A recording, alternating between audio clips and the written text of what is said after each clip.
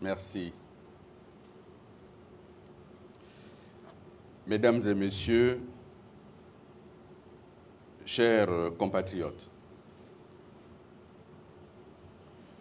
de nouveau, je m'adresse à vous ce lundi 28 octobre 2024, soit un peu plus d'un mois après ma première prise de parole. C'était le 26 septembre dernier, à l'occasion de la sortie officielle de la plateforme Ensemble pour le Gabon. Ce jour-là, j'alertais l'opinion sur les graves dangers que faisait peser sur la nation gabonaise le projet de texte constitutionnel proposé et porté par le CTRI. Si je prends la parole cette fois-ci, une semaine, jour pour jour, après la publication du texte présenté comme définitif, c'est pour vous dire que, comme nous le soupçonnions, le général président et ses compagnons ont tout osé. Ils ont franchi le Rubicon. En un mot, ils n'ont écouté personne, préférant, à la faveur de quelques rafistolages de type cosmétique, garder dans son essence le pernicieux projet de constitution querellé. Ainsi ont été balayées, d'un revers de main, toutes les propositions qui ont été faites de suspendre le processus en cours pour que, dans une dynamique d'ensemble, les dispositions conflictogènes y contenues soient revues et corrigées afin que le climat s'apaise et que triomphe le consensus dans l'intérêt bien compris de notre cher pays, le Gabon.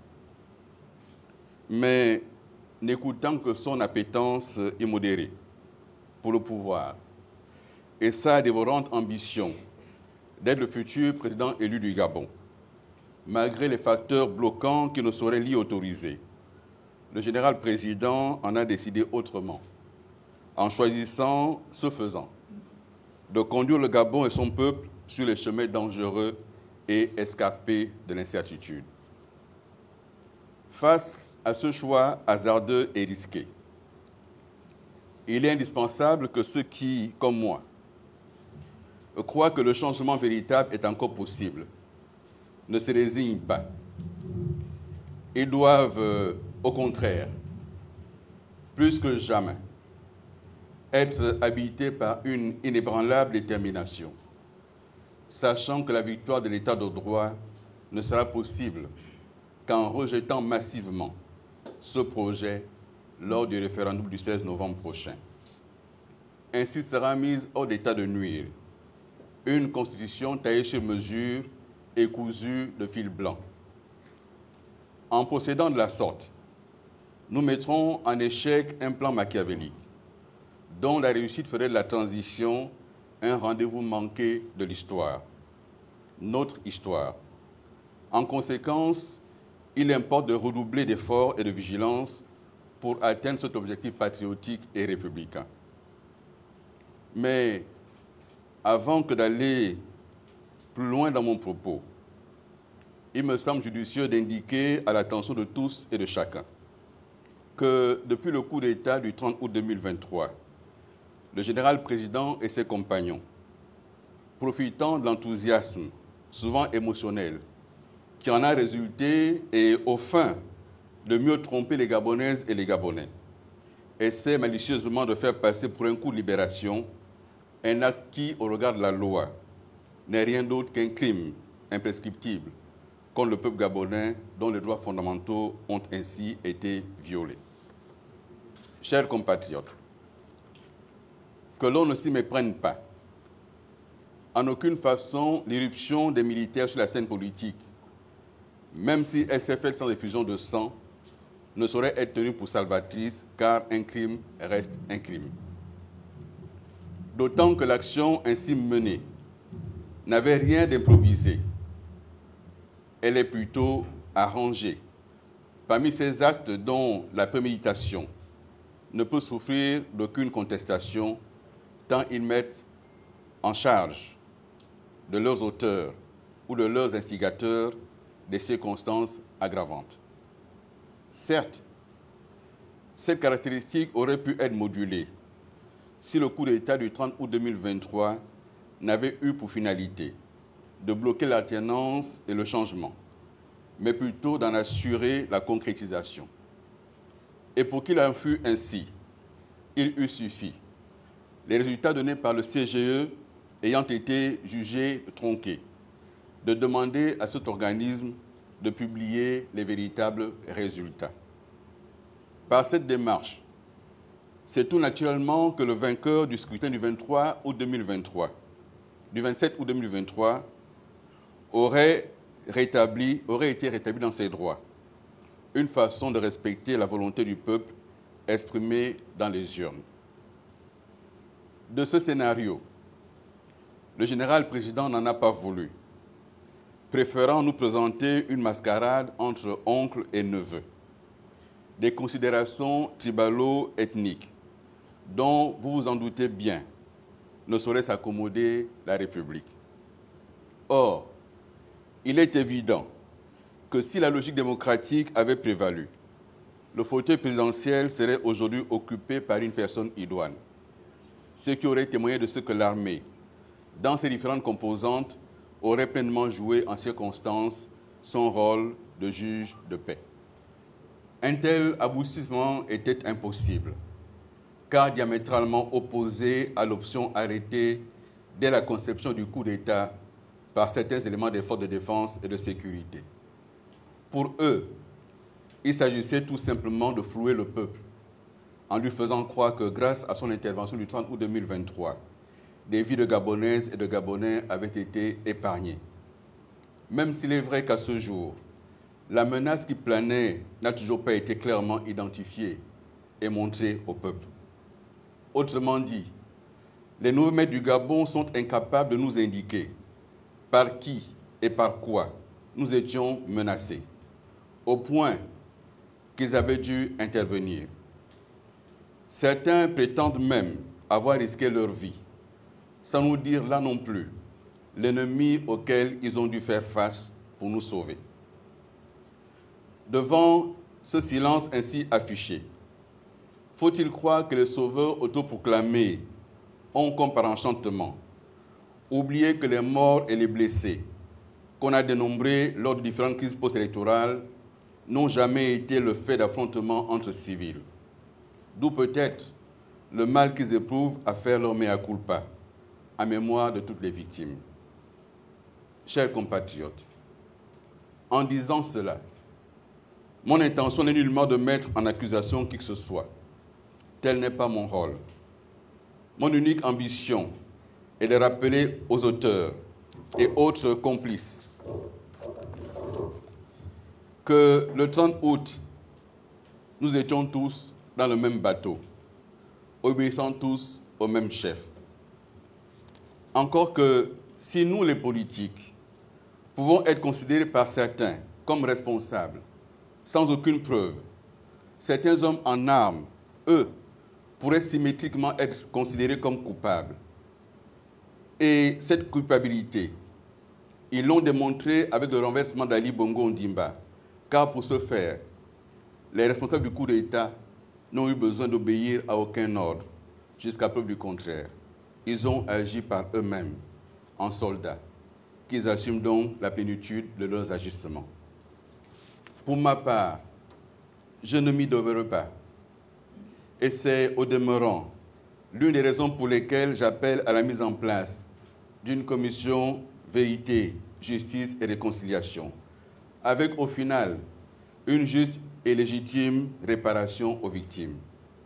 Aujourd'hui, il est étonnant de constater, le régime n'étant plus le même, que les partisans zélés de cette demande hier n'en parlent plus aujourd'hui. Au vu des différentes séquences qui ont ponctué jusqu'alors le déroulement de la transition, il apparaît de manière incontestable que le coup d'État du 30 août 2023 n'est pas le fruit du hasard. il n'est rien d'autre qu'un vaste complot ourdi contre le Gabon et son peuple. En effet, en intervenant dans le champ politique, le général-président savait pertinemment que le coup d'État qu'il était en train de perpétrer n'avait pas vocation à libérer le Gabon et son peuple, et qu'il relevait d'autres motivations qui consistaient en l'accompagnement, l'accaparement du pouvoir et à sa confiscation. Dans ce contexte, toutes les belles paroles qui ont entouré cet événement relevaient la rhétorique propre à ce type de situation. Il fallait flatter les Gabonaises et les Gabonais, et même la communauté internationale, afin qu'ils adhèrent à la prétendue nouvelle donne générée par l'acte posé le 30 août 2023. Se situant dans cette optique falsificatrice, le général-président n'avait donc aucune difficulté, à l'occasion de son investiture, le 4 septembre 2023, à affirmer devant Dieu, devant les hommes et devant la communauté internationale qu'il remettrait le pouvoir aux civils au terme de la transition. Pourtant, il savait très bien, au moment où il prononçait ces paroles, que cette promesse ne serait jamais tenue. En effet, il avait signé le 2 septembre 2023, soit 2 jours avant son investiture, la charte de transition, qui, en certaines de ses dispositions, rendait sans objet cet engagement. De ce fait, il avait conclu avec le peuple gabonais un marché de dupes. Ainsi, tout avait été programmé pour que le général-président soit parmi les personnes participant à la transition, la seule à pouvoir briguer le suffrage des Gabonaises et des Gabonais. Cette vision est confirmée par la Constitution, aujourd'hui soumise à référendum. Et voici comment l'exclusion est devenue une modalité, un moyen d'accéder et de conserver le pouvoir au sommet de l'État. Chers compatriotes, qu'il en soit ainsi ne devrait pas étonner. En effet, en confisquant le pouvoir politique, la junte désormais à la tête de notre pays n'a jamais fait confiance aux civils. Même s'ils ne se retrouvent pas au sein du même gouvernement, c'est la méfiance, voire la défiance, qui sont toujours de mise. N'est-ce pas la raison pour laquelle existe, malgré son absence de statut juridique, le CTRI, ce véritable gouvernement fantôme qui dirige le Gabon, avec la particularité que ses membres n'ont ni visage, ni nom. Et que dire de cet État, dans l'État, disposant d'un budget qui lui est propre, sans que l'on sache quelles ressources l'alimentent. Dans tous les cas, dans le Gabon d'aujourd'hui, cette entité, c'est elle qui décide de tout. Du reste, sa prééminence a été tout récemment encore démontrée par son intervention dans l'examen du projet final de la Constitution. Et l'on peut nous faire croire qu'avec pareil manquement, c'est la légalité et la démocratie qui sortent grandies. Bien sûr que non. Il ne saurait en être ainsi. Il en est de même de ces alliances contre nature, à l'abri du regard du peuple et dans son dos, qui se nouent entre le CTRI et certaines formations politiques vouées aux hégémonies hier encore. Ainsi se confirme cette farce dont le peuple gabonais est le dindon. Donc, blanc bonnet, bonnet blanc.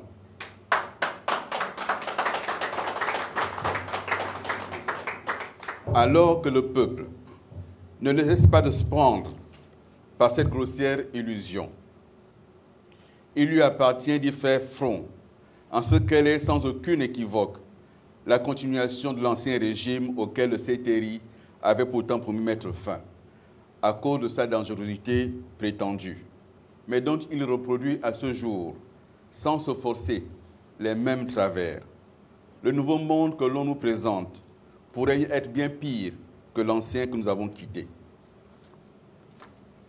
Puisqu'ils ont été incapables de produire le changement attendu, il nous revient à nous, peuple gabonais, d'y pouvoir en disant massivement non au référendum du 16 novembre 2024.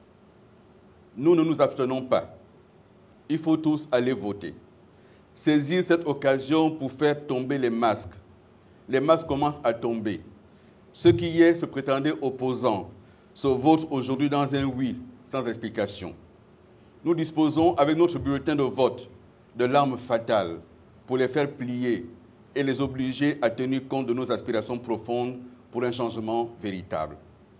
Chers compatriotes, comme vous pouvez l'imaginer, la plateforme Ensemble pour le Gabon, que j'ai l'honneur de présider, a pris le soin d'analyser, dans ses moindres détails, dans ses dits et ses non-dits, le projet de constitution porté par le CTRI et qui est marqué de son empreinte difforme. Pour nous, une constitution est avant tout l'acte sacré par lequel une nation définit ses principes, ses valeurs, son organisation étatique et institutionnelle, les règles du vivre ensemble harmonieux dans le cadre de lois et règlements, et respectueux des traités internationaux que s'est engagé à respecter son État. Chaque citoyen, au moment où la Constitution est élaborée, puis soumise à référendum, doit pouvoir disposer, en toute transparence, de tous les éléments éclairant son choix. Le contenu d'un projet de Constitution est complexe et nécessite, par conséquent, pédagogie, transparence, tant dans son élaboration que dans sa présentation au peuple, pour permettre à celui-ci de participer en véritable débat national en toute connaissance de cause. Tel n'est pas le cas aujourd'hui. Le projet présenté par le CTRI n'a jamais fait l'objet d'une communication massive et transparente aux Gabonaises et aux Gabonais. Et qui va donc, ce peuple gabonais, ne disposer que de 10 petits jours pour comprendre et se décider sur un texte qui va engager son avenir, sa vie, la vie de ses enfants et de ses petits-enfants. En vérité, le CTRI et ses alliés ont préféré la dissimulation, la perfidie et la tromperie pour faire valider au peuple, dans un simulacre de référendum, une constitution dont le contenu est sans âme et ne vise qu'à confisquer le pouvoir. Pour notre part, si nous pouvons considérer qu'en effet, la limitation des mandats est une avancée démocratique significative, elle ne saurait à elle seule conduire à valider ce projet car il subsiste encore trop de dispositions discriminatoires et antidémocratiques qu'il nous faut rejeter en bloc. De quoi s'agit-il? 1. Inscrire dans la Constitution que le peuple gabonais est porté par l'esprit du 30 août 2023 est une aberration. Nous disons non. Le peuple gabonais ne peut pas inscrire dans sa Constitution un acte qui est un crime contre le pays, un crime contre ses institutions, un acte considéré comme criminel par les lois nationales et internationales. Nous rejetons toute inscription du 30 août dans la Constitution. Le Gabon possède le 17 août comme fête de l'indépendance, ça suffit.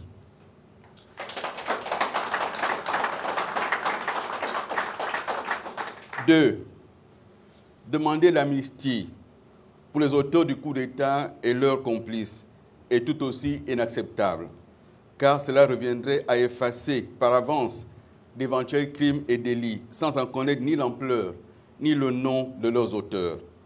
Si les rédacteurs avaient voulu bien faire, ils auraient communiqué la liste nominative des compatriotes concernés et ils auraient dit au peuple gabonais les crimes et délits commis par eux dans la période allant du 29 août 2023 au 4 septembre 2023, date de prestation de serment. Le peuple ne peut en aucune façon signer un chèque en blanc aux auteurs d'un coup d'État. Le faire, ce serait appeler à la commission d'autres coups d'État, ce dont nous ne voulons absolument pas. 3.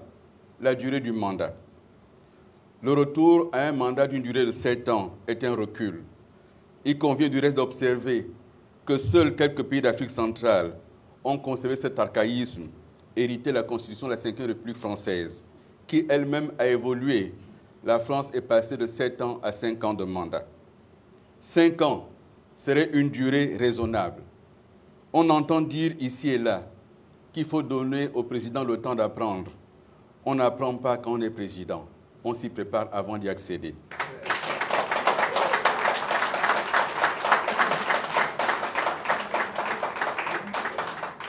Par ailleurs, les pays dont la durée de mandat est la moins longue sont aussi ceux qui se développent le plus et ont un vrai dynamisme démocratique et économique.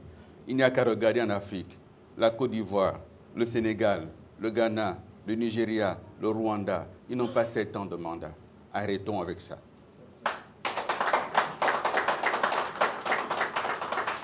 4. Une excessive concentration des pouvoirs qui dépasse de loin et de très loin tout ce que le Gabon a connu à ce jour. Cette constitution, c'est l'absolutisme. Cette constitution, c'est la dictature. Nous disons non, car c'est connu, le pouvoir absolu corrompt absolument. Avec ce projet, il n'existe plus aucun contre-pouvoir.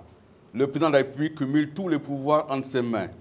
Il est capable de tout, y compris de dissoudre l'Assemblée nationale quand il veut, comme il veut.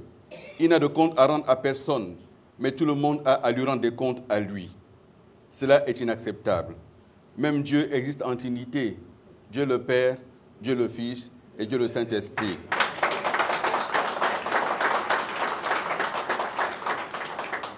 Tous ces pouvoirs entre les mains d'un seul homme ne peuvent que conduire à des dérives et à la dictature.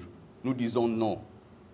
Non, ce projet conserve des dispositions discriminatoires dans des conditions d'éligibilité notamment. En effet, si l'on peut noter la prise en compte de certaines dispositions du Code de la nationalité, on déplore cependant certaines exigences qui visent à discriminer et à écarter de la course certains compatriotes.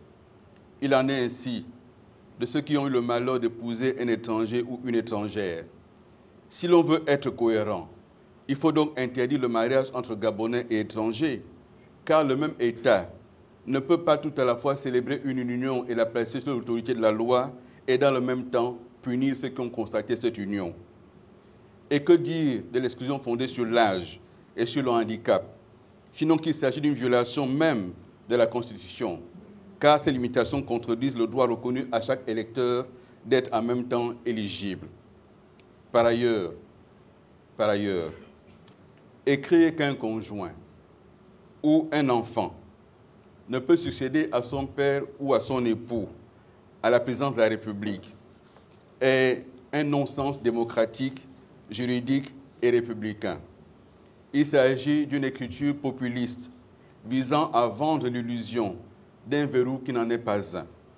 En effet, l'exercice des droits par une personne ne limite pas ceux d'une tierce autre personne.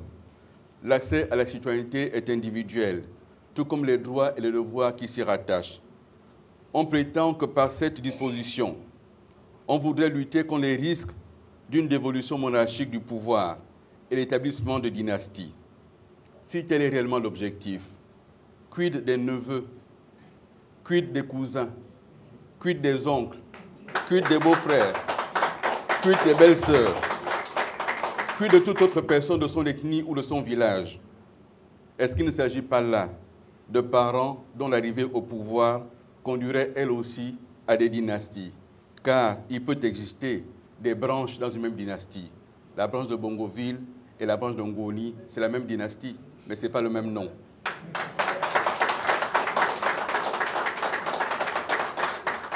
Nous disons non. Ne trompons pas le peuple. Le changement de nom n'est pas un changement de système, c'est une continuité. 5. Non également à l'abaissement et à l'affaiblissement du Parlement. En rendant le gouvernement responsable devant le président de la République seul, cette constitution vide le Parlement de sa substance, lui enlève tout pouvoir et tout contre-pouvoir, le relègue ce Parlement en une simple chambre d'enregistrement et de vote des lois. Du reste, on a pu observer dans le va-et-vient de la Constitution comment le président a pu présider un séminaire gouvernemental en présence des chambres du Parlement et des parlementaires. Ça veut dire qu'à ses yeux, il n'y a que le pouvoir absolu qui compte. Il n'y a pas de contre-pouvoir. Cela est inacceptable. Ce d'autant plus que ce pouvoir absolu annule toute possibilité de cohabitation et tue l'opposition dans l'œuf. Il ne sera plus possible d'avoir une majorité à l'Assemblée et d'imposer un Premier ministre puisque cela n'existe plus. Nous disons non à cet absolutisme. En 6, il y a des dispositions de cette loi qui font du président le président du Conseil supérieur de la magistrature. Il est le chef des armées, il est le chef de tout. Mais c'est également lui qui va nommer la quasi-totalité des membres de la Cour constitutionnelle, puisqu'il a la même mise sur les deux chambres du Parlement. Il décide qui il veut, quand il veut. Et ça s'est déjà vu, puisqu'il a décidé que son cousin, son frère, est le président de la Cour constitutionnelle. Quelle est la différence avec ce qui existait par le passé? Aucune. On prend les mêmes et on recommence. Le reste n'est qu'habillage lorsque l'on sait le poids de la Cour constitutionnelle dans l'organisation de l'élection présidentielle et dans la validation des lois. Ce d'autant plus que, chers compatriotes, le président se donne le droit de ne pas accepter une loi modifiée par le Parlement. Il contraindra le Parlement à voter la loi telle que lui l'aura décidé et à promulguer ce qu'il veut. Ça veut dire qu'il y a un abaissement total des pouvoirs. C'est de l'absolutisme, c'est de la dictature, c'est inacceptable. En cinquième lieu, et on aura bientôt terminé, le service militaire obligatoire. Quelle guerre préparons-nous? Quelle guerre préparons-nous pour que nos enfants, sortis à peine de l'adolescence, soient livrés dans des casernes militaires sans savoir qui les gère, ce qu'on y fait? Le rôle de l'armée n'est pas d'éduquer les enfants. Le rôle de l'armée n'est pas de lutter contre la délinquance juvénile. Il revient aux familles d'éduquer les enfants, de leur inculquer toutes les valeurs nécessaires, y compris le patriotisme. Il revient à l'école républicaine de transmettre les savoirs. L'armée n'est pas là pour éduquer les enfants. L'armée n'est pas là pour lutter contre la délinquance juvénile. L'armée sortirait de son rôle. Et on comprend pourquoi il y a tant de délinquants au sein des forces. Parce qu'on croit que c'est là-bas qu'on redresse les délinquants. Non. L'armée est une institution à respecter. Il faut lui accorder tout le respect nécessaire parce qu'elle nous protège. Elle protège la nation. Elle n'est pas là pour sortir de ses missions. Nous disons non à un service militaire obligatoire, à moins qu'on nous dise quelle guerre on prépare, et nous saurions alors de quoi il s'agit. En huitième et dernier lieu, les dispositions finales et transitoires du projet qui nous est soumis restent floues et ambiguës quant au calendrier de retour à l'ordre constitutionnel. Nous pensons pour notre part, au niveau de la plateforme Ensemble pour le Gabon, que l'élection présidentielle doit être celle qui marque la fin du processus de retour à l'ordre constitutionnel et non pas le début. Ainsi donc, au sens de la loi qui est proposée, l'élection sera organisée par les institutions de la transition nommées par le candidat président. Autant dire qu'il s'agit de se paver d'un chemin en or pour arriver au sommet sans aucun risque. Nous disons non. Nous ne pouvons pas participer à la confiscation du pouvoir. Nous demandons que ce calendrier soit inversé. Et s'il n'est pas inversé, nous voterons non, non, non et non. Mes chers compatriotes, notre opposition à ce projet ne repose pas sur un rejet de principe. Il y a encore trop de contradictions, trop de dispositions discriminatoires et dangereuses pour l'équilibre de la société gabonaise. Et les quelques modifications cosmétiques qui ont été apportées ne modifient ni l'esprit ni la lettre de départ. Un projet qui est dangereux, un projet qui est mauvais, un projet qui exclut au lieu de rassembler. Nous le rejetons massivement. Depuis le début des débats sur ce projet inique et mortifère, les partisans du oui parlent de tout, sauf du contenu du texte. Ils appellent à voter oui pour soutenir le CTRI. Cependant, il n'existe aucun rapport entre le soutien au CTRI et le débat sur la Constitution.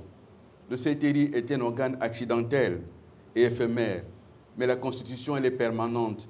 Elle est là pour tracer les lignes directrices qui vont déterminer notre vivre ensemble, qui vont dire quelle gouvernance pour notre pays et offrir à notre nation une âme, l'âme qui doit la guider. Non, n'échangeons pas notre liberté contre le béton sur nos routes. Non, ne vendons pas nos droits pour quelques avantages du moment. Non, n'hypothéquons pas l'avenir de nos enfants pour prendre quelques billets de banque pendant la campagne, car il va circuler beaucoup d'argent et il en circule déjà pour acheter les consciences. Nous avons procédé ainsi depuis 60 ans et nous en voyons le résultat aujourd'hui. Ruine et désolation. Mes chers compatriotes, certains prétendent que dire oui, c'est sortir de la transition. Oui, nous aussi, nous voulons sortir de la transition, mais du bon côté de l'histoire. Nous refusons d'entrer consciemment dans cette dictature que l'on veut nous imposer. Nous voulons sortir de la transition, mais en faisant le choix responsable de dire non à la dictature. D'autres encore disent qu'il n'existe aucune constitution parfaite au monde, et ils ont raison. Est-ce pour autant qu'il faut valider un texte selon c'est imparfait? Nous disons non. Nous ne pouvons pas valider un texte imparfait. Ce texte est à reprendre. Tout est à reprendre dans ce texte. Alors que depuis des mois, certains mènent déjà campagne pour le oui, avec la bénédiction et l'accompagnement du CTRI, malgré des communiqués dont chacun a bien pu remarquer le caractère hypocrite et la tartufferie qui les guide. Notre devoir va être de parler, d'expliquer, d'alerter que malgré les menaces, les intimidations, nous sommes là. Nous sommes là pour dire non à ce texte, car nous portons un idéal, celui de voir naître dans notre pays une société démocratique et libre, une société dans laquelle chaque enfant du Gabon trouve sa place, avec une pleine et entière garantie de ses droits. C'est la raison pour laquelle nous appelons à voter non, car pour valider le projet qui nous est soumis, on nous propose un marché de dupes, le béton contre la dictature. Prenez les routes en béton et votez oui. Prenez l'engagement à la fonction publique et votez oui. Prenez un peu d'argent et votez oui, oubliez le reste. Nous disons non, non, non et non. Merci pour votre aimable attention.